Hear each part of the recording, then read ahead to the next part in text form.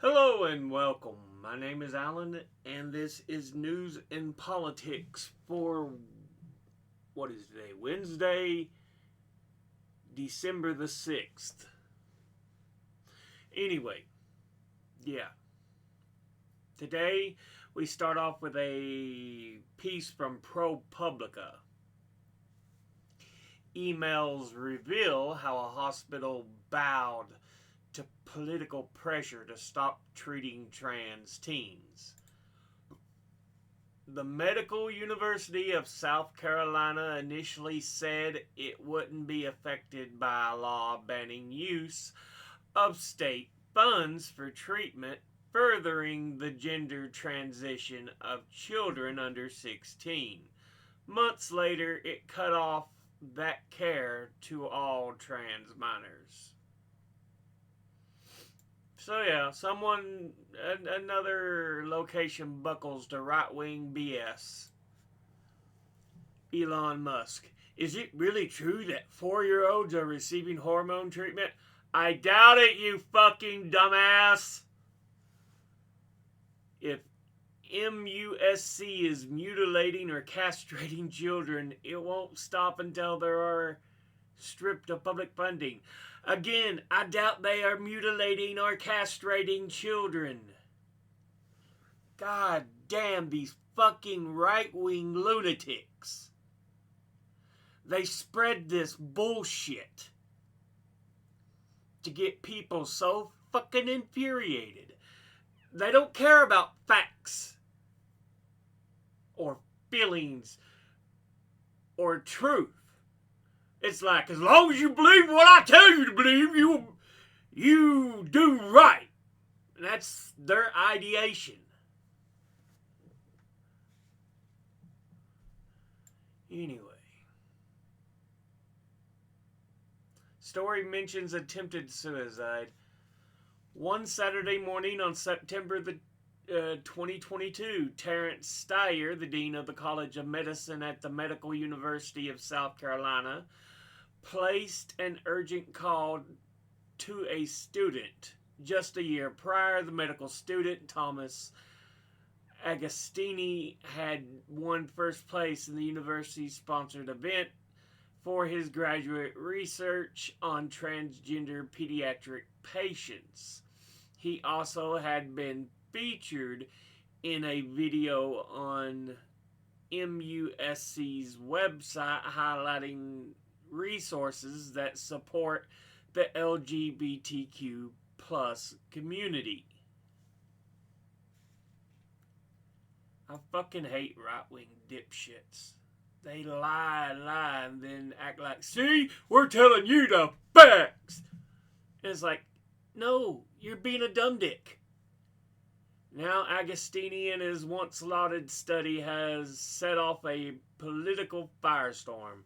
Conservative activists seized on one line in particular in the study summary, a parenthetical noting the youngest transgender patient to visit MUSC's pediatric endocrinology study was 4-year-old, and inaccurately claimed that children that young were prescribed hormones as part of gender transition.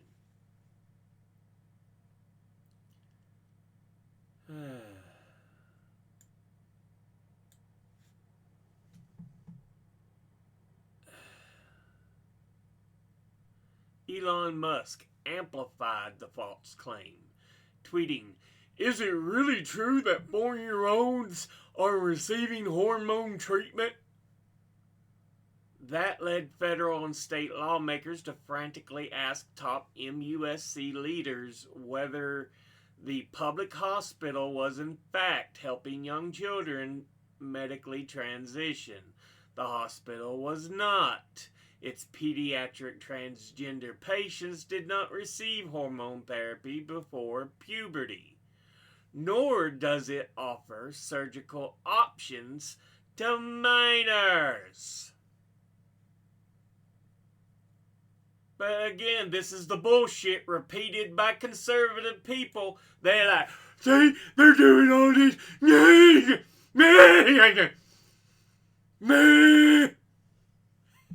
Honestly, that's how goddamn conservatives fucking sound.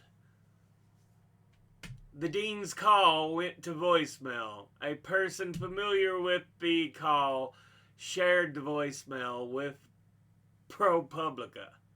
After reassuring Agostini that he had done nothing wrong and wasn't in trouble, Steyer pressed him for more detail about his research. I'm really getting some pressure from the state legislature and the leadership at MUSC, he said in the message. He asked Agostini to give him in particular the number of people at each age that was seen and the youngest child who'd received gender affirming therapy for transgender issues. Agostini declined to comment for this story. Steyer did not respond with a request for comment, but an MUSC spokesperson told ProPublica that Steyer wanted to ensure we all had the facts as the situation was unfolding. See, this is such goddamn bullshit. The right wing loves to push the bullshit narrative if they believe it helps their side.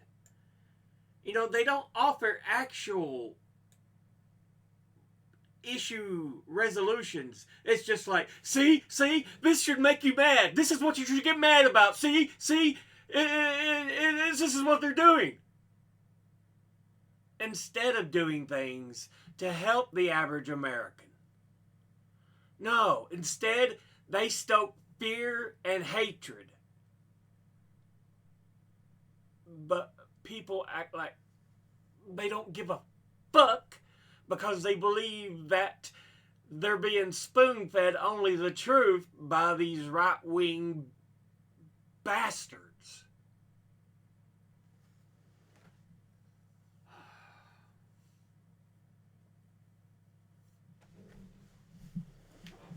Anyway.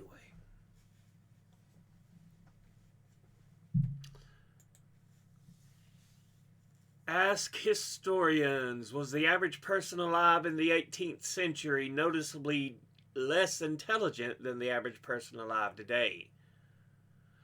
According to the Flynn effect, the average IQ score, to the extent in which it measures intelligence, has been observed to shift upwards over time with an average of 2 to 3 points per decade.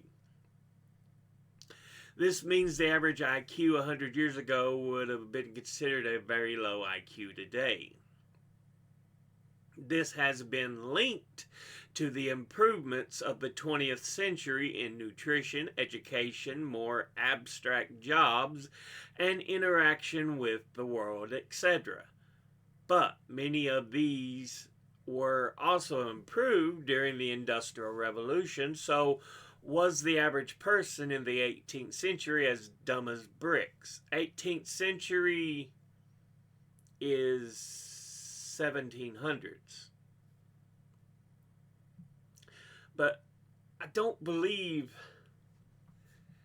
they would have been dumb as bricks. No.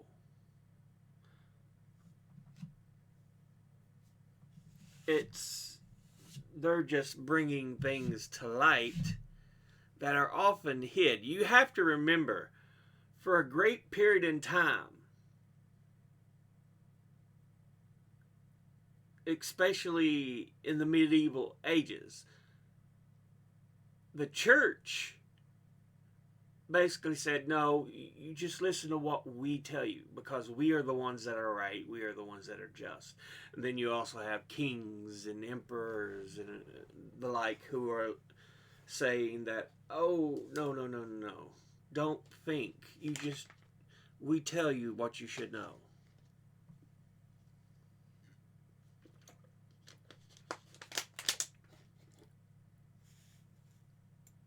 Because you have to remember, before that point, there were great thinkers. There is a whole lot of messiness related to IQ test. Flynn's work and how it was received and based on other works, as I look askew at Charles Murray and the bell curve, that's likely better suited to a different thread or subreddit.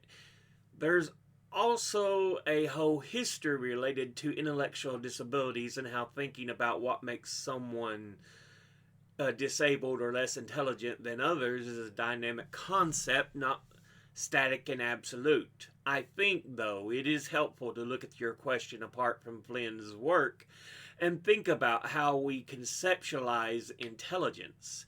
I focus on the history of American education and, as such, can't speak on the concept of intelligence in non English speaking societies and countries. That said, I feel pretty comfortable saying that no, the average person in the 18th century was not dumb as bricks. First, though, to the concept of intelligence. This context is helpful for thinking about the general history of the idea. The direct antecedents of the word intelligence lie in the Latin intelligentsia, or intelligentsia meaning the action or faculty of understanding, itself derived from the Latin intelligere, meaning to understand. As one of the traditional divisions of the human soul, along with the emotions and the will, intelligence was a concept that had long been of importance to Western philosophers and theologians, especially in their attempt to differentiate human beings from other species in the animal world. Nonetheless, up to the 18th century, it was not a word that evoked much interest on either side of the Atlantic, particularly in its modern sense as a description of a person's overall mental capacity. Intelligence began to attract attention in the West as growing curiosity about the nature of human differences meshed with the turn of the scientific methods as a privileged form of explanation. Prior to the creation of the IQ test in the early 1900s, which enabled the direct comparison between individuals, the vague concept of intelligence was associated with groups of people, not individuals. What that meant, practically speaking, was that the sons of men in power or with access to power in early America were taught the things that men in power knew. The goal wasn't necessary to increase the boys' intelligence to make them smarter, but to ensure they had access to the same learning, or what we'd call background knowledge in modern pedagogical speak, as the men they would work alongside or replace. At this time, until well into the 19th century, the framing an adult, especially a tutor or teacher, would most likely use to praise a young man would be to focus on his industriousness. That is, knowing or being able to do things didn't matter as much as working hard, respecting adults, and doing what was asked of them. I get into that history a bit more here under my former username. This idea of industriousness about learning particular content wasn't unique to talking about white boys who were experienced to take on the positions of power. It also shaped the creation of the Harvard Indian College and the expectations the creators had for the indigenous men who would attend the school, which never actually opened, and for the children who would later be forced to attend Indian schools. It also shaped, to a certain extent, how adults viewed the behaviors of white girls and enslaved children. Second, your question is closely linked to how we think about what it means to be literate. In other words, our modern framing on intellect is that we are likely to assume that if someone cannot read, they are not intelligent. That, however, is a function of the impact of achievement in cognitive testing on how we collectively talk and think about intelligence. The idea that the state has an obligation to ensure its citizens are literate wasn't formalized until 1948 with the inclusion of the idea in the Universal Declaration of Human Rights. More on the tension around historical claims related to literacy here. Finally, to the general gist of your question and why I feel confident saying the average person was not dumb as bricks, as was likely as intelligent as we are today, using a modern framing, is the basic fact we're here now. While there are those extraordinary individuals who put forth ideas that have helped ensure the continuation and betterment of the human animal, all of those ideas were built on ideas that came before them, passed down through generations, taken as a whole. Ideas that were dangerous and harmful, generally speaking, and with a lot of caveats, were not successfully passed down and have fallen to the wayside. So yeah, as we've already stated, no, those in the 18th century, aka 1700s, would not be dumb as bricks. This was the 1700s was the late Renaissance, going into the Age of Enlightenment.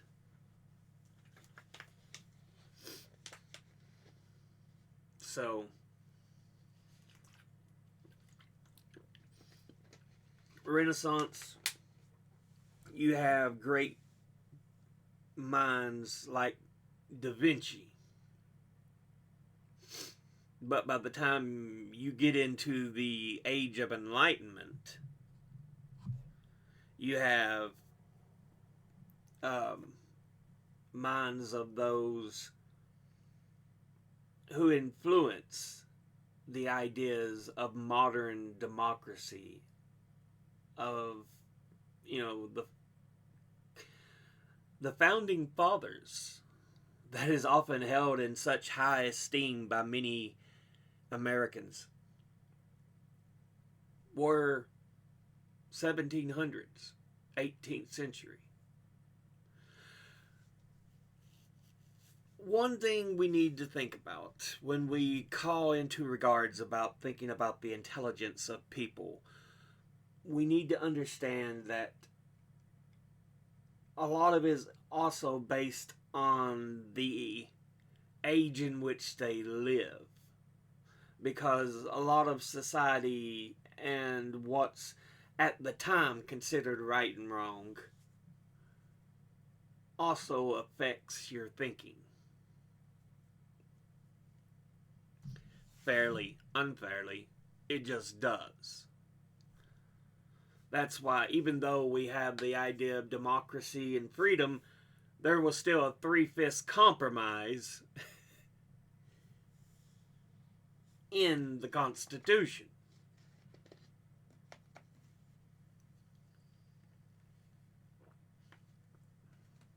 But yeah.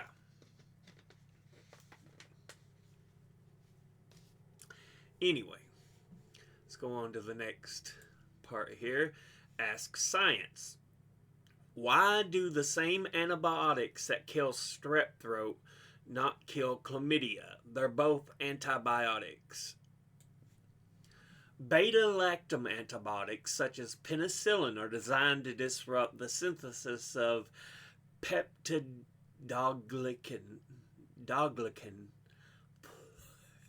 an essential component in the cell walls of many bacteria, primarily those classified as gram-positive. This disruption effectively weakens and destroys the bacterial cell wall, leading to the death of the bacterium. However, in the case of gram-negative bacteria like chlamydia, the absence of peptidoglycan layer in the cell walls renders these antibiotics ineffective. Not to mention that chlamydia is also an obligate intracellular organism only living inside our cells. The evolutionary split between gram-positive bacteria and peptidoglycan-containing cell walls and gram-negative bacteria is over 1 billion years old, meaning their common ancestor is older than the animal kingdom. Yeah, we're going back to single-cell, the age of single-celled life forms. So yeah, bacteria goes back a ways. And remember, there is a difference between virus, bacteria. This is why antibacterials only function on bacterial diseases, while they do nothing for a virus. It's in the name.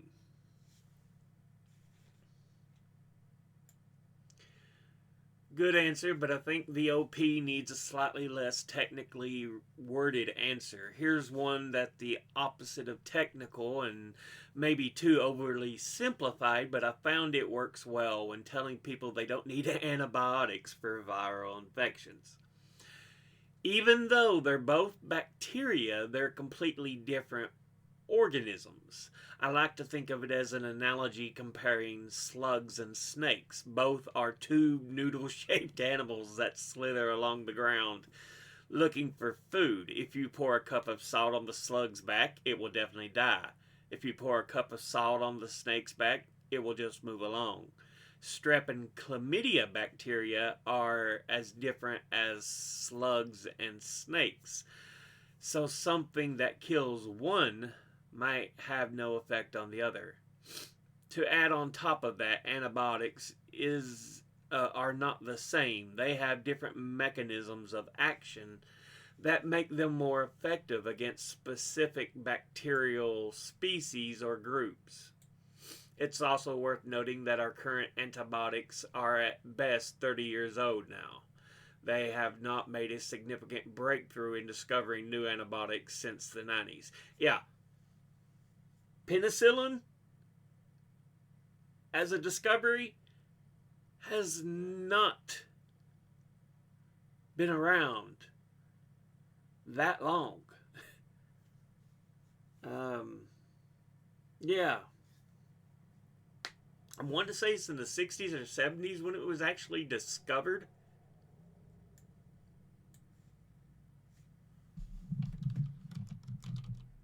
Penicillin discovery. Boop, boop.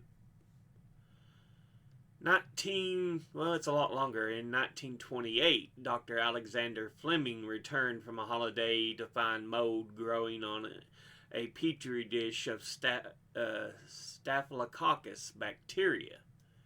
He noticed the mold seemed to be preventing the bacteria around it from growing. He soon identified that the mold produced a self-defense chemical that could kill the bacteria.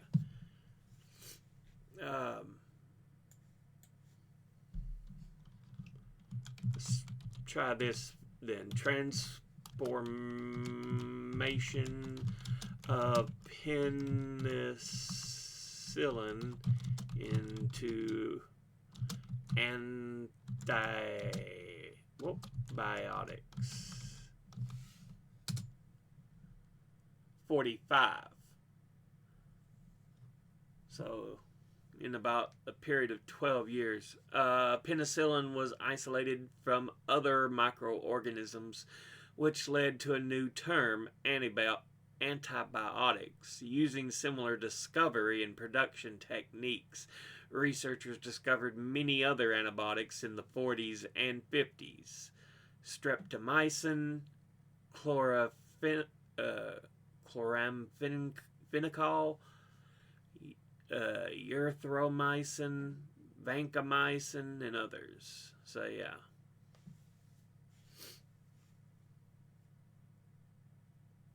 Interesting. They're saying 90s, which we've had it around for longer, but still, the knowledge we have of it is still limited. As a medicine, it's not even been around 100 years. Also worth noting that chlamydia, including genital and trachoma, are pretty effectively treated by 1 Z-pack of azithromycin.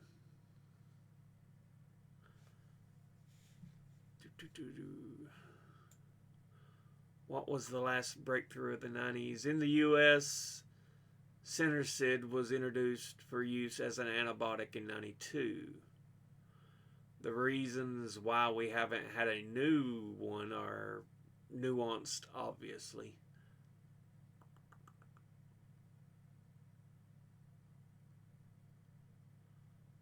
But yeah, they go on a bit about the use of antibiotics, bacteria, and such. Essentially, there are different types of antibiotics, different strengths, so they handle different things better than others. Just the way they interact with the actual bacteria. Now, let's look at some pictures from history. South Korean soldier forcibly cuts a young man's hair in front of others during a nationwide crackdown on men with long hair and women wearing short skirts in South Korea from the 1970s.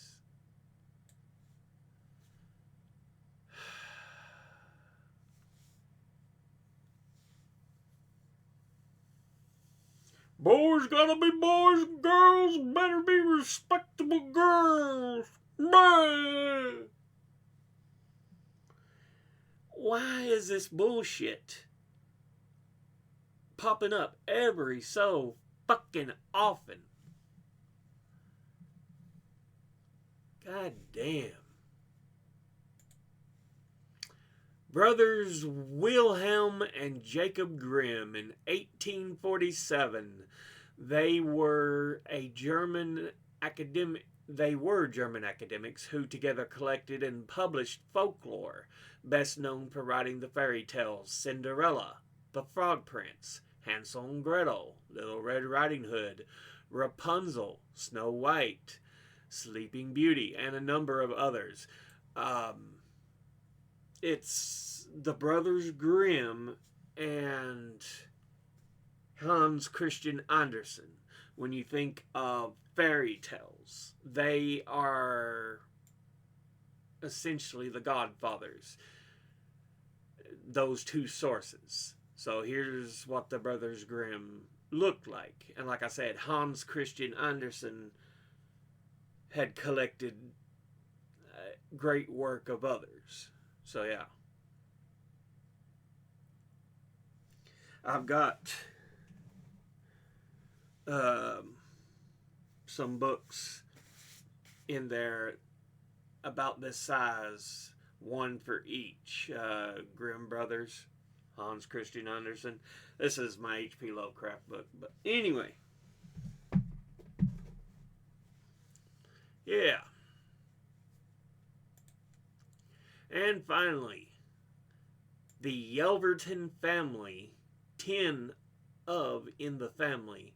living in a six-room house in Mississippi in 1911. And I want you all to kind of think about this. Families had a lot of kids because what did you really have to do to entertain yourself? You did your normal chores throughout the day, but the only thing to really bring joy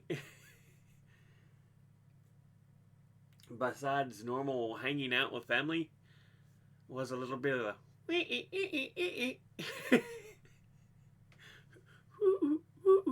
it's like, yeah, that's all it really was at that point. It's like, yeah. I know it was my great grandmother. She had 16 children. So, even bigger family than that. Yeah. And she still spent time outside gardening, doing stuff, yeah.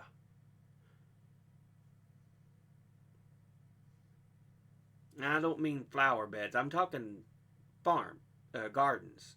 Not really farms. Farms are big expanses. I'm talking gardens. Grow you some tomatoes, some cucumbers, corn, beans, okra, that kind of stuff.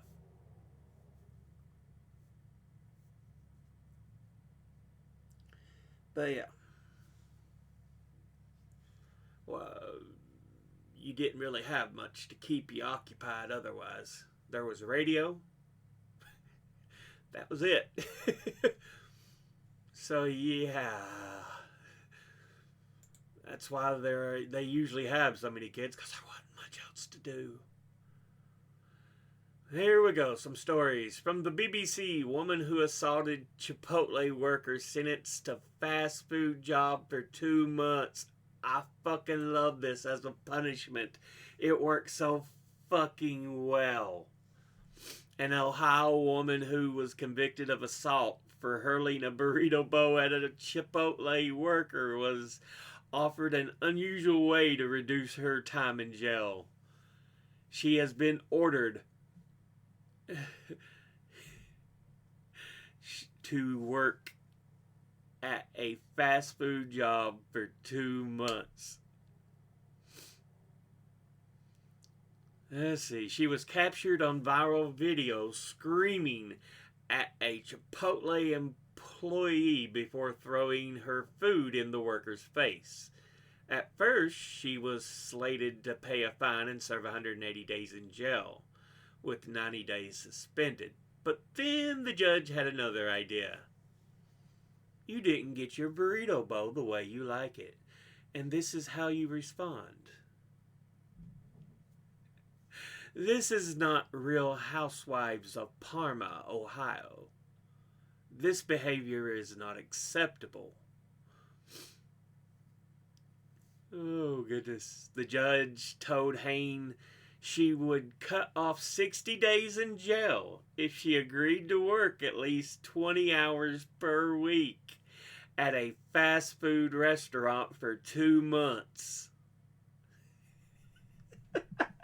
I hope she gets the tongue lashings that often come to workers.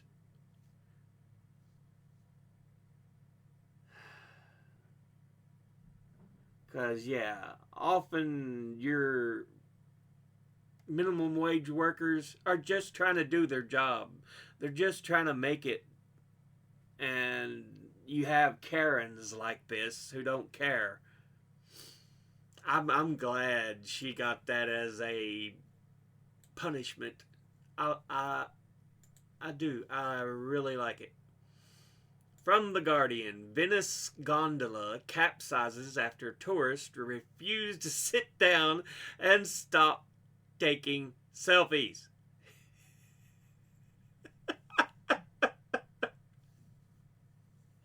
It's like, come on, guys. You don't need to take selfies every time you go somewhere.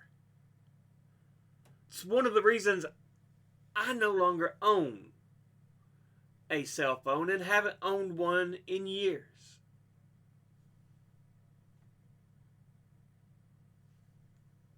I've got other things that do the job. I don't need a cell phone. A group of tourists fell into the murky Code Canal in Venice when the gondola in which they were traveling capsized after they failed to heed an order to stop taking selfies and sit down. The gondolier, who had been attempting a tricky maneuver as he navigated the vessel under the bridge close to the area of St. Mark's Square, also ended up in the water before scrambling to rescue his passengers. According to the reports in the local press, the group from China had been shifting around the gondola and taking selfies against the backdrop of the lagoon city's famous sights when the incident, which was captured on video and shared widely online, happened. Oh God, it's so stupid. Again, it's why I no longer have a cell phone and haven't had one in years. And you know what? I'm fine. Other people act like they can't live without their cell phone. From Reuters, U.S. announces visa bans after warning Israel over West Bank violence. Yeah, we know Gaza is being basically leveled, but in the West Bank, Jewish occupiers, colonizers, are coming in and just taking Palestinian homes and land.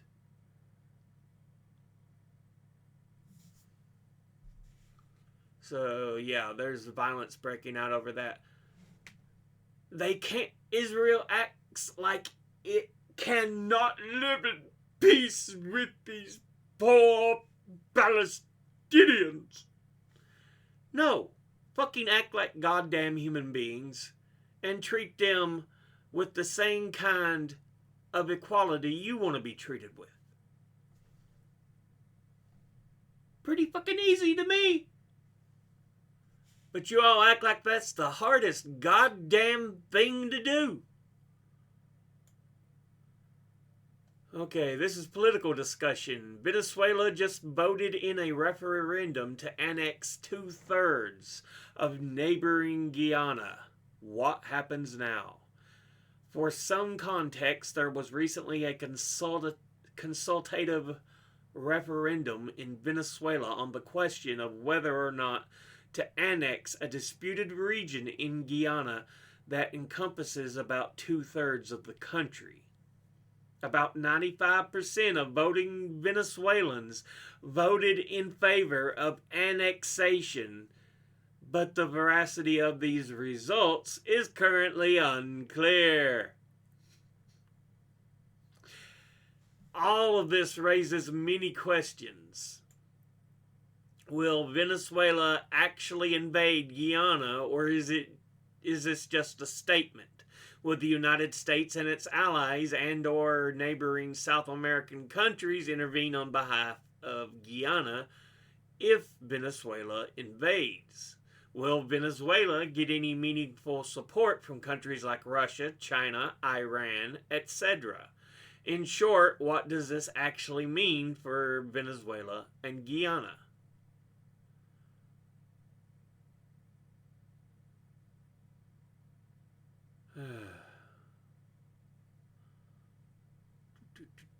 Just a lot of chatter.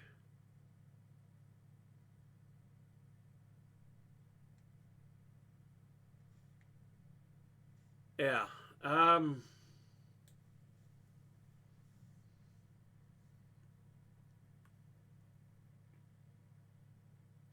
it's really difficult to say.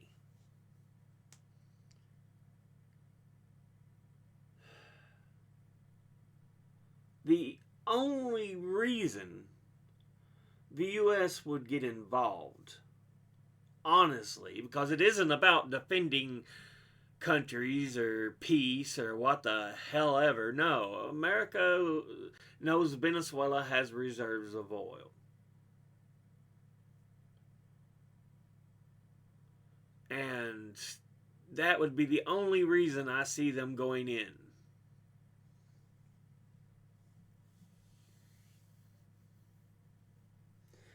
Um,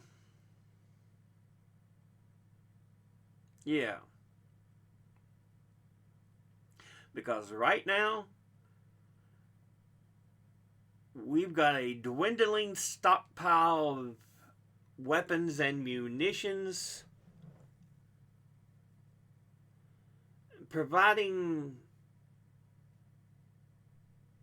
weapons and munitions for two different wars.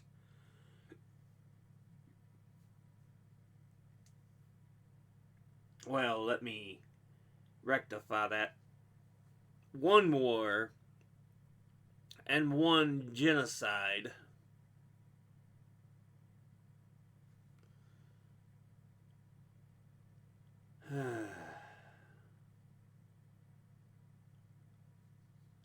Yeah. I think it would only depend upon if America could somehow get its hands on Venezuelan resources. Otherwise, I don't know if America would want to interfere, even though supposedly the Monroe Doctrine says we should be the ones who change how things go.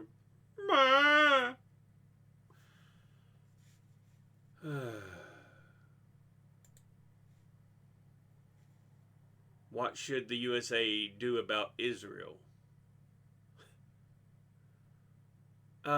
You should step in, put sanctions on Israel, cut off all weapon and monetary funds you give, and say, listen, we're your biggest supporter, but what you're doing is not right. And we don't want to be a party to this genocide anymore. You shouldn't be using our devices to murder innocents.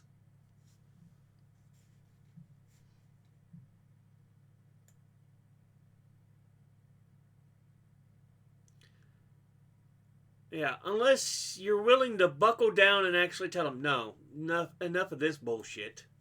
There's almost nothing the U.S. can do, and if it does anything, it is likely to be completely counterproductive. Only thing you can do, buckle down on them and say, listen, enough of this bullshit. This ends now. This ends now. If you do not end it now, we will have to get personally involved. Right now, we're just on the sidelines, giving you whatever you ask for. But that can change, so don't anymore. Don't think we won't step in and backhand you. That's personally what I think should happen, but From USA Today, Donald Trump says he will be a dictator only on day one. That's one day too many, buddy boy. You're not supposed to be a dictator. America's not for dictators.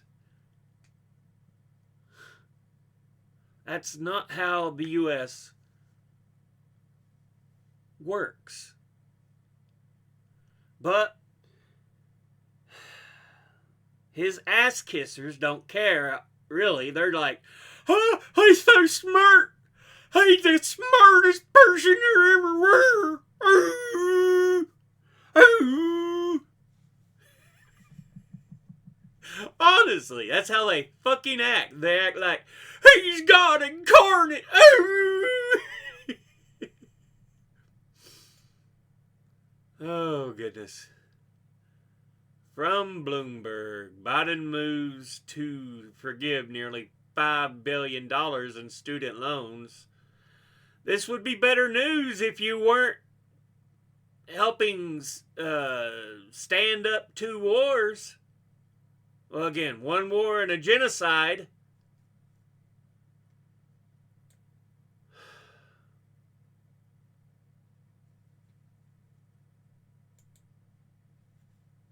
I mean, all in all, on his own, good news, but in the current situation, it don't mean much. From the Rio Times, Brazil deploys 16 armored vehicles to the Venezuelan border. The action aims to strengthen the cities of Pacaraima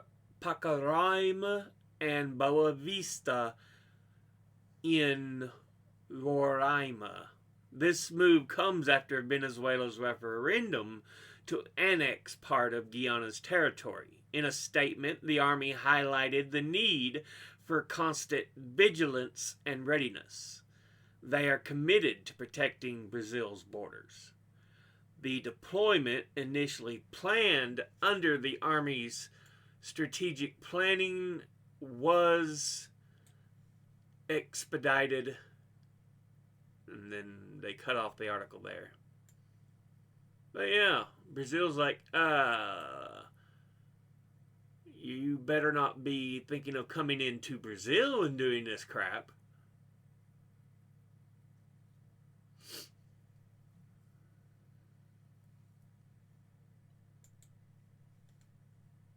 Another article from Reuters. Italy tells China it is leaving its Belt and Road Initiative. Italy backing out of its deal with China. Now let's watch some videos.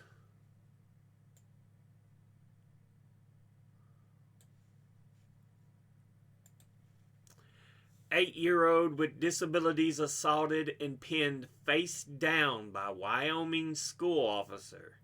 Officer deleted some body cam footage to cover up the incident. Lawsuit has been filed. Oh boy. Now disturbing video of an 8-year-old Wyoming boy violently taken to the ground by a school resource officer. His parents are now suing. A warning, this video is difficult to watch. This morning, disturbing video of a disabled 8-year-old being pinned to the ground at his elementary school. ABC News obtaining the body camera video of that school resource officer aggressively holding the second grader who goes by JD on the ground. His father was stationed at Francis E. Warren Air Force Base in Cheyenne, Wyoming, where JD's school was located. His family devastated and now suing that officer, claiming he committed a physical assault. You cross your legs right now. Cross your legs. Watch as Deputy Sheriff Benjamin Jaco locks JD's hands behind his back, holding him face down, causing multiple bleeding facial injuries, according to the lawsuit. His family says JD is diagnosed with a neurodivergent condition. Please let go. No. No, you don't get to win this now. It's all me. I should be taking you to jail. What led up to this February 2022 incident is still unclear, but here you can see on the body camera video JD with his teacher and principal, who according to the lawsuit attempted to speak with him about Why threaten the boy with the idea that I'm going to take you to jail? You behave. You don't get to do what you think. No, I take you to jail. Dude, This is why I fucking hate the idea of school resource officers. These are not hardened criminals. It's an 8-year-old boy with mental disabilities.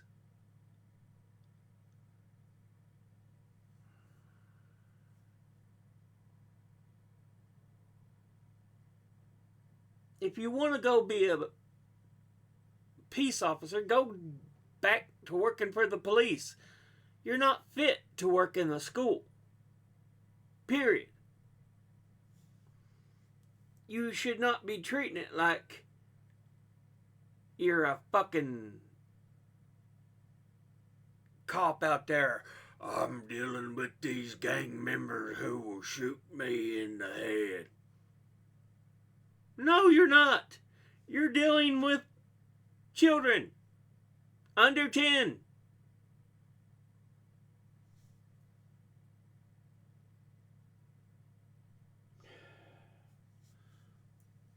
Fucking shit.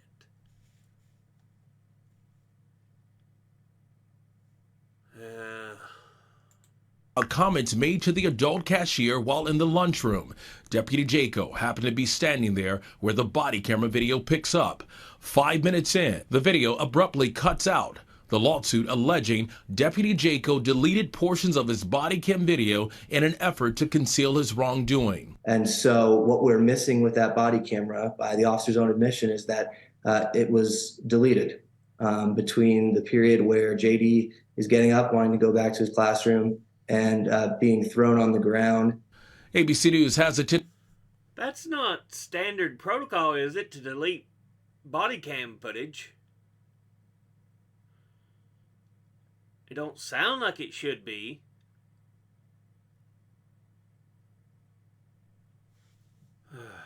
Anyway, we'll go ahead and end there on that video.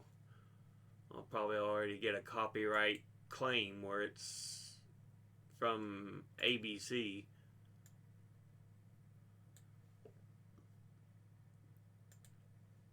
Speaker of the House Mike Johnson goes full righteous indignation, thinking he's Moses. Lord told me very clearly to prepare and be ready. Be ready for what? Okay, I don't know. We're coming to a Red Sea moment. What does that mean, Lord? And then when the speaker's race happened and Kevin McCarthy, who's a dear friend of mine, was deposed, vacated from the chair, oh, wow, well, this is what the Lord may have been preparing us for. And so I started praying more about that, and then the Lord began to wake me up through this 3-week process we're in the middle of the night, and to speak to me and to write things down, plans and procedures and ideas on how we could pull the conference together. Now, at the time, I assumed the Lord is going to choose a new Moses, and thank you, the Lord, you're going to allow me to be Aaron to Moses. And so I worked to get Steve Scalise elected speaker. That didn't happen. And then Jim Jordan, who's like another big brother of mine, no, that didn't happen. And then Tom Emmer, and ultimately 13 people ran for the post. And the Lord kept telling me to wait. So I waited, and then at the end, when it came to the end, the Lord said, "Now, step forward." Me? I'm supposed to be Aaron. The Lord said, "Step forward."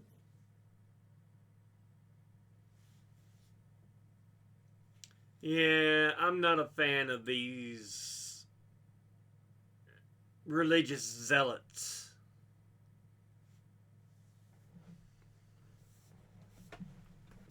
Honestly, I've looked, but I've seen no proof that there is a higher power. None. Zero. Zilch. Zip. Nada. People can believe in a higher power if they wish, but don't try to make others follow the dictates of what you believe. You're more than welcome to believe it, to follow along with it, but do not make others try to force upon others your ideologies. I don't know why so many people have trouble with that. They're like, no, I must spread the word of God. It's the right thing to do. How about you just treat people kindly? Treat them like fellow human beings. But no, you're like, the only thing that matters is you believe in God. Follow His dictates.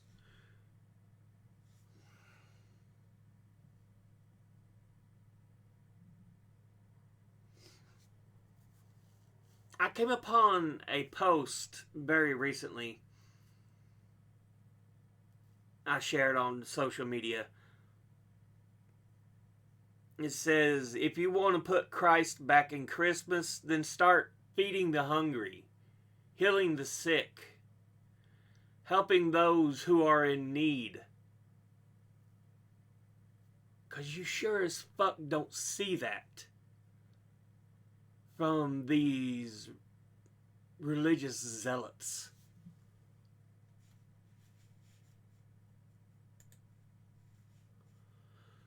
Okay, independent journalist asks, where is the democracy?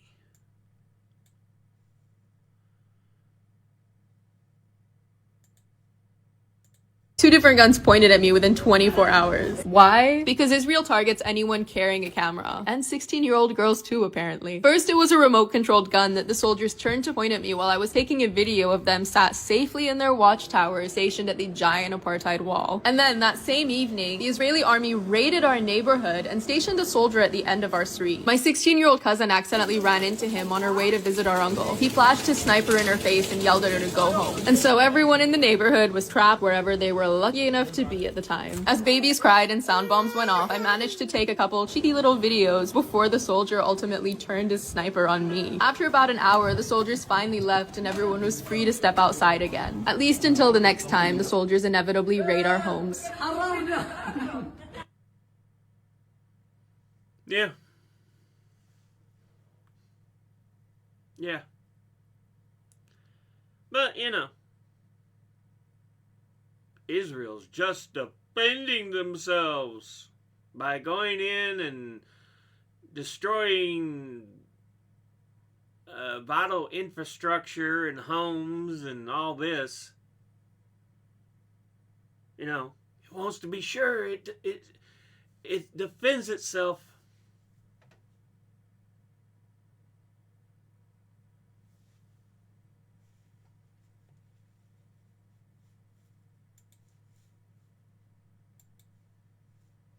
We got one more video to watch here. Bernie Sanders speaks out. Urgent concerns in Palestine and U.S. support for Netanyahu. Get ready, Virginia. Optima Health is becoming Centera Health Plans. I don't care. At a time when some 16,000 Palestinians have been killed in the last 2 months, 2/3 of whom are women and children, and tens of thousands more have been injured. At a time when 1.8 million people, Palestinians, have been displaced from their homes and are struggling every day, have been thrown out of their homes. They don't know where they're going. They are struggling to get food and water and medical supplies and fuel just to survive.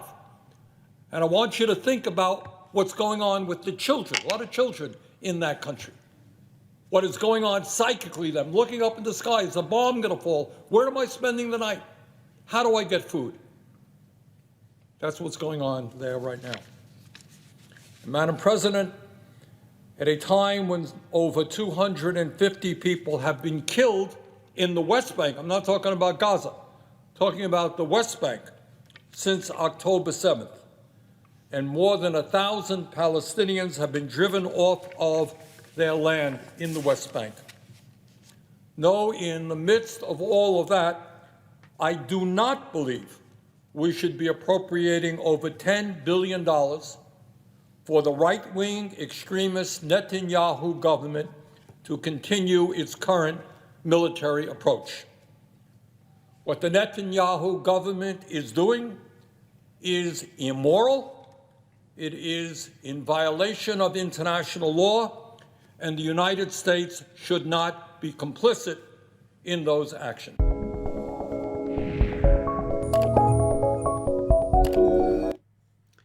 Yeah, that was from the Express Tribune was the name of the YouTube channel. But yeah, unfortunately, Bernie's been absent for most of the whole.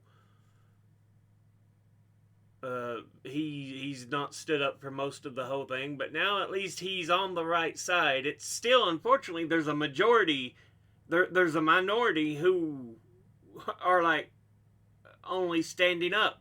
It's the majority that's like, we like to kiss Israel's ass. And it's like, guys,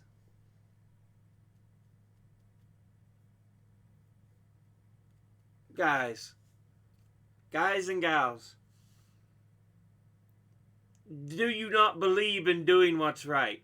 No, you just want your big money from the Apex, the J Streets, the Ameripacs, Norpac, all these pro-Jewish groups and lobbies. Anyway, took him time, but he's finally around on the right side of this. And you can't say he's racist. He's a Jew. He's of Jewish heritage. Are you going to say Bernie's anti-Semitic?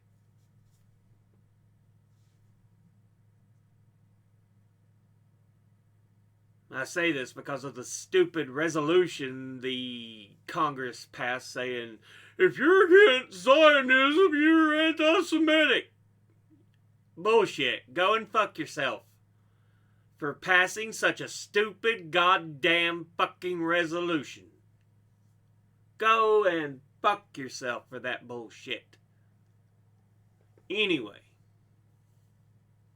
Yeah.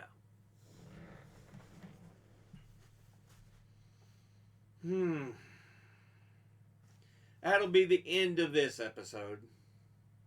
As always, educate thyself. Think, read, study, learn. Someone tells you something you have trouble believing, ask them to cite their sources. I'll be putting links in the description box below the video. Thank you all for watching. I'll see you all in the next one. Until then, later.